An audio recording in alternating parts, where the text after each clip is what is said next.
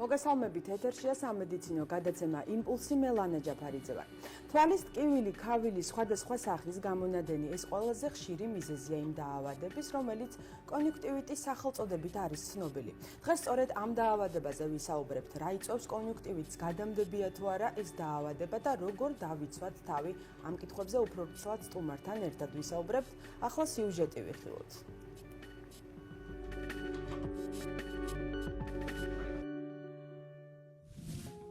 კონიუქტივიტი თვალის ლორწოვანი გარსის ანთებაა და ისევე როგორც ნებისმიერ ანთებით დაავადებას მწვავე და ქრონიკული ფორმები გააჩნია.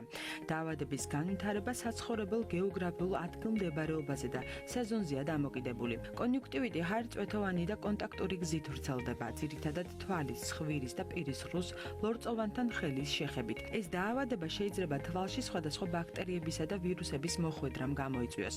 ასეთ შემთხვევაში ანთებითი პროცესი ერთი თვალიდან იწყება და შემდეგ ხშირად მეორე თვალზე გადადის. ზოგჯერ ანთებითი პროცესები ქუთუთოებზეც გადადის. ამ ტიპის კონიუქტივიტი ხშირად თვალებში ჭუჭყიანი ხელების ამოსმის შედეგად ვითარდება. კონიუქტივიტს შემდეგი სახის სიმპტომები ახასიათებს: თვალის ტკივილი, ქავილი, ქუთუთოების შესიება, ცრემლდენა, თვალის სიმშრალე, ჩირქოვანი გამონადენი თვალებიდან, კონიუქტივიტის შეშუპება და სისხლჩაქცევები. დამახასიათებელი კლინიკური სურათისა და თვალის მიკროსკოპული დათვალიერების საფუძველზე კონიუქტივიტის დიაგნოზს ოფთალმოლოგი სვამს. შესაძლოა ლაბორატორიული დიაგნოსტიკაც ჩატარდეს, თუმცა დაავადების კლინიკური ნიშნები იმდენად დამახასიათებელია, რომ ხშირ შემთხვევაში მსგავსი კვლევის ჩატარების საჭიროება არ არსებობს.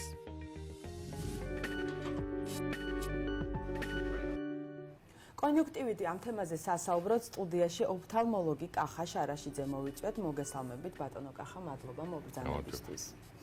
ბატონო კახა, რამდენად არის გავრცელებული საქართველოში ეს დაავადება? საქართველოშიც და მთელს მსოფლიოშიც დაახლოებით ერთნაირადაა გავრცელებული ეს დაავადება. ეს არის თვალის ლორწოვანი გარსის მწვავე ანთებითი დაავადება, რომელიც ყველაზე მნიშვნელოვანია ამ შემთხვევაში ჩვენი ტელემაყურებლისთვის, რომ იცოდნენ, რომ არის გადამდები. ძირითადად ეს დაავადება არის გადამდები და იმ ქვეყნებშია უფრო მეტად, სადაც ნაკლებია ჰიგიენის პირობები. პირველ რიგში ეს მინდა თქვა, თუმცა კონიუქტივიტები არის ბაქტერიული, ვირუსული, ადენოვირუსული, რომელიც არის გადამდები და არის ასევე ალერგიული კონიუქტივიტი, რომელიც არ არის გადამდები და უფრო სეზონთან დაკავშირებულია და სიტყვაც მიგვანიშნებს, რომ ეს არის ალერგია. ყველაზე მეტად რა არის კონიუქტივიტის გამომწვევი მიზეზი?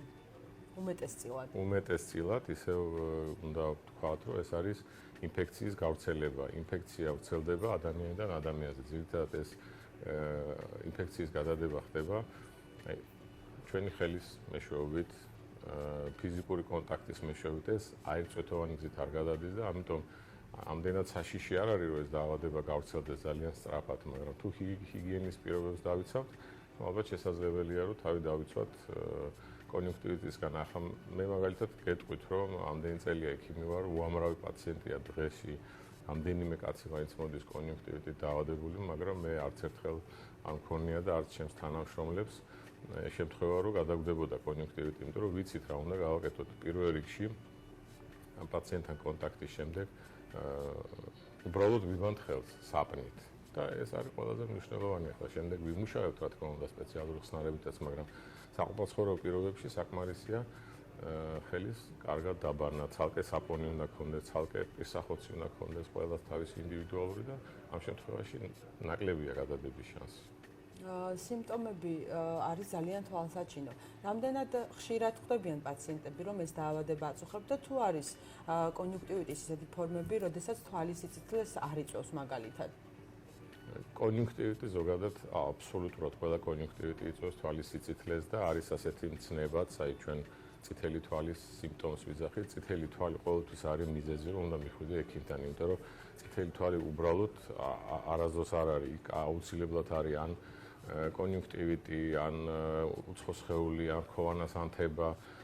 ეს ძალიან მნიშვნელოვანი სიმპტომია და კონიუქტივიტების 100%-ში არის წითელი თვალის. და თვალსაჩინოა სიმპტომები, რომლებიც სიმპტომი არის უცხო სხეულის შეგრძნება, სიწითლე, წრემდენა, სინათლეზე გაღიზიანება და არ სიამოვნებს პაციენტს სინათლის შუქი და ხშირად მოდიან და მეუბნებიან, აი თვალში რაღაც ჩამივარდა.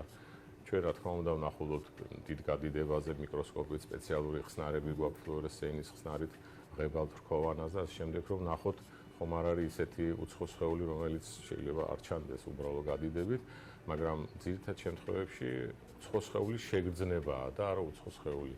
და ასე რომ ეს არის ერთ-ერთი სიმპტომი კონიუქტივიტის, როდესაც ის იწყება სწრაფად, სხვათა შორის, აი დილით არაფერი არ მქონდა და საღამოს დამეწყო თვალის ქავილი, ან თვალის სიწითლე, ან თვალში უცხო სხეულის შეგრძნება, ესეთ სიმპტომებით მოდიან. დროული მკურნალობა არის ყველაზე მნიშვნელოვანი ამ შემთხვევაში, იმიტომ რომ რამდენიმე დღე არასწორი ან არამკურნალობის შემდეგ შეიძლება ეს კონიუქტივიტი გადიდეს, გადავა მეორე თვალზე, გადავა ოჯახის წევრებზე, შეიძლება გახდეს მიზეზი უფრო რთული დაავადების, კერატიტის, ანუ რქოვანას ანთების მიზეზი შეიძლება გახდეს და აქ უკვე ძალიან რთულ მდგომარეობაში აღმოჩნდებით ხოლმე ჩვენ. მაგალითად, კონიუქტივიტის მქონე ადამიანი იღვიძებს დილით და ფიქრობს, რომ ეს დაავადება თავისით გადაავლის. შეიძლება რა გართულებები შეიძლება გამოიწვიოს ამ ყველაფერმა? ვინც დაუშვათ არ მივიდა ექიმთან, არ დაიწყო მკურნალობა. შეიძლება არა თავისით რომ თავისით შეიძლება კი გადაუვიდეს 10-12 დღის შემდეგ, მაგრამ შეიძლება არ გადაუვიდეს და გადავიდეს სხვა დაავადებაში. აი ხო თქვი კერატიტი შეიძლება გადავიდეს და ეს როდესაც კერატიტი ემართება ადამიანს, ანუ რატო შეიძლება კერატიტიც დაემართოს? ერთი, იმიტომ რომ ჩვენ რქოვანა გარსზე არის ძალიან თხელი აპკი და კონიუქტივიტის დროს ჩვენ თვალი ყოველთვის გვექავება. ხო, ყოველთვის არაა შესაძლებელი, რომ ხელისუფთა კონდეს თვალის ქავილის დროს შეიძლება დავიზიანოთ ეს ჩვენი უნაზესი ეპითელიუმის გარსი, რომელიც რქოვანაზეა და იქ გვაქვს უკვე ინფექციის უდიდესი წყარო და ამ შემთხვევაში ძალიან სერიოზული პრობლემები შეიძლება გაგვიჩნდეს. პირველი რასაც ვეკითხები პაციენტს, აი დილით რო ადექით, თვალი თუ ქონდა დაწებებული. თუ დაწებებული ქონდა თვალი, ესე იგი ჩირქოვანი გამონადენი იყო და შესაბამისად აქ ორი აზრი აღარ არსებობს, რომ კონიუქტივიტია. თუმცა არის ისეთი კონიუქტივიტებიც, მაგალითად ადენოვირუსული კონიუქტივიტი, რომელიც არის ძალიან გავრცელებული ბოლო 10 წლის განმავლობაში და საკმაოდ სერიოზული პრობლემების მოტანა შეუძლია. აი მას არ აქვს ასეთი ყვითელი ჩირქოვანი გამონადენი და საკმაოდ რთული და სერიოზულად სამკურნალოა. ამიტომ თუ ყვითელი გამონადენი გვაქვს, პირიქით უნდა გვიხაროდეს, რომ ეს მარტივად მოსარჩენი კონიუქტივიტია და აი ცოტა ნაკლები გამონადენი როა აუცილებლად ექიმი ჭირდება და პროფესიონალი. ეთერში პრაქტიკული რჩევების დროა, როგორ დავიცვათ თავი კონიუქტივიტის დროს ვიხილოთ რუბრიკა.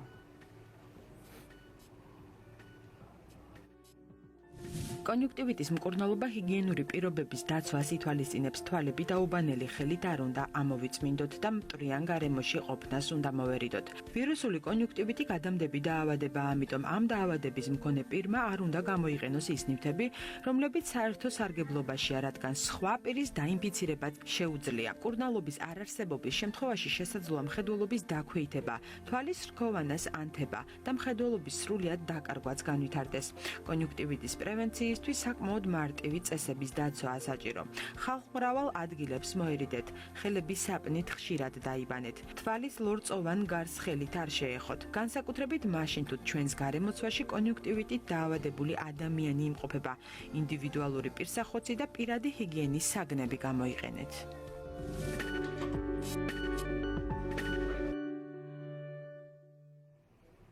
ჩვენ ისე ვაგრძელებთ საუბარს. ბატონო კახა, დიაგნოსტიკა კონიუქტივიტის დროს რას მოიცავს? მკურნალობა როგორ მიმდინარეობს და ზოგადად მკურნალობა რამდენად ნაყოფიერია?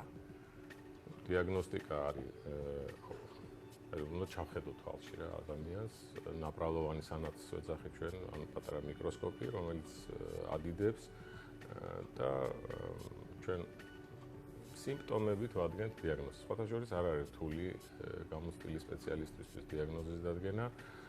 მთავარია განვასხვაოთ ეს კონიუქტივიტი არის ბაქტერიული, ვირუსული, ადენოვირუსული, კიდე სხვა პნევმოკოკული თუ ასე შემდეგ და ასე შემდეგ. თუმცა ყველაზე მნიშვნელოვანი ის არის, რომ მკურნალობა თუ არის ბაქტერიული კონიუქტივიტი არის ანტიბიოტიკებით და ახლა არსებობს ძალიან ფართო სპექტრი ჩვენს აფთიაქებში სხვადასხვა კარგი ახალხარისხიანი, თუმცა ამასაც დიდი მნიშვნელობა აქვს, რომ პირველივე დღიდან უნდა დავიწყოთ სწორად მკურნალობა ფართო სპექტრის ანტიბიოტიკებით, იმიტომ რომ ჩვენ ახლა რო დავთესოთ, სანამ პასუხს მივიღებთ, სანამ გვეცოდინება რომელ ბაქტერიასთან გვაქვს საქმე კონკრეტულად, ამასობა შეიძლება გავიდეს 5-6 დღე და პაციენტს უნდა რომ აი მალე მორჩეს, არა? ამიტომ ვიწყოთ ფართო სპექტრის ანტიბიოტიკებით მკურნალობას, თუ ეს არის ბაქტერიული კონიუქტივიტი, თუ ადენოვირუსული კონიუქტივიტი, აი შერეული მკურნალობა, ანთებისაწინააღმდეგო არასტეროიდები და ანტიბიოტიკები, რამდენიმე დღის შემდეგ კიდევ ვიბარებთ პაციენტებს, არის სხვადასხვა გართულებები, რომელიც შეიძლება გამოვლინდეს, საჭირო იქნება ჩვენი ჩარევა, არის ასეთი ცრუ აპკები ჩდება კონიუქტივის გარსზე, რომელიც აუცილებლად მოსაცილებელია, თუ არ მოსცილდა ეს ვერ მორჩება პაციენტი და შეიძლება გადავიდეს ძალიან ცუდ ფორმაში, კერატიტში და ამ შემდეგ ხედულობის დაქვეითებამდეც კი მიდის პაციენტი, ამიტომ დროული სწორი მკურნალობა აუცილებელია ამ შემთხვევაში. ბატონო კახა, ვისაც ხედულობის პრობლემა აქვს და თან ეს დაავადება აქვს, ლინზების ტარება ამ დროს შეიძლება თუ არა? კონტაქტური ლინზების ტარება აბსოლუტურად დაუშვებელია. პირიქით ჩვენ, როდესაც უნიშნავთ კონტაქტურ ლინზებს პაციენტებს, ვაფრთხილებთ, რომ წითელი თვალის შემთხვევაში თუ შეატყვე, რომ ლინზა გიდგას თვალში და გაგიწესდა თვალი, აუცილებლად უნდა ამოიღო. პირველი რაც უნდა გააკეთო, ამოიღო ეს ლინზა და ჩავდოთ ან გადააგდოთ, ხო, და მერე მოხვიდეთ ჩვენთან. ლინზის ტარება ძალიან საშიშია მაგ დროს, იმიტომ რომ ლინზის ქვემოთ ძალიან სათბურის პირობები აქვს ბაქტერიას, განსაკუთრებით სოკოვანი ინფექციებია და ძალიან სწრაფად ვითარდება. შესაძლებელია 24 საათშიც კი დაკარგოს ადამიანმა იმის შანსიც, რომ ხედულობა გადაუჭრეს. ამიტომ ლინზის ამოღება არის უპირველესი, ესე იგი, მკურნალობის პირველი ეტაპი არის ლინზის ამოღება თვალიდან. როდესაც ოჯახის რომელიმე წევრს ეს დაავადება აქვს, შეიძლება თუ არა სხვა წევრებმა თავი დაიცვან და როგორ უნდა დაიცვან თავის ისე, რომ სხვებსაც არ დაემართოთ? პირველ რიგში ცალკე უნდა კონდეს პირადი ჰიგიენის საგანი, ცალკე უნდა კონდეს საპონი, ცალკე უნდა კონდეს პირსახოცი, იმის პირსახოცი არავინ არ უნდა გამოიყენოს. მე ვეუბნები ამავე დროს ჩემს პაციენტებს, რომ იყიდეთ აი ეს ქაღალდის რულონები, ხელსახოცები და იმას მოხევთ და გადააგდებ, არა? მეორეჯერ იმას არავინ არ იხმარს და ერთ-ერთი ეს არის, რა ქვია, პროფილაქტიკის ერთი საშუალებაა ეს. შესაძლებელია, ჩვენ მქონია შემთხვევები, რომ ოჯახები მოსულა დაავადებული, მაგრამ მქონია შემთხვევა, რომ აი მშობელს ჰქონდა და შვილებს არ დაემართა მაგალითად, იმიტომ რომ იმან სწორად და ადეკვატურად შეასრულა ჩვენი მითითებები. ამიტომ შეიძლება დაცვათ, ჩვენივე ბრალია, რომ ინფექციები და ეპიდემიები ვრცელდება, რა თქმა უნდა, ჩვენი ბრალია ამ შემთხვევაში კონიუქტივიტს რაც შეეხება განსაკუთრებით მაშინ. პრევენცია გარდა ამისა კიდევ რას გულისხმობს? აი მაგალითად ხშირად შეხვდები ასეთ ბევრ უცნაურ რაღაცას გაიგონებ, ახლა როდესაც მიღებაზე ზიხარ, შვილები მშობლის თვალის აღებავს იყენებენ. ხო?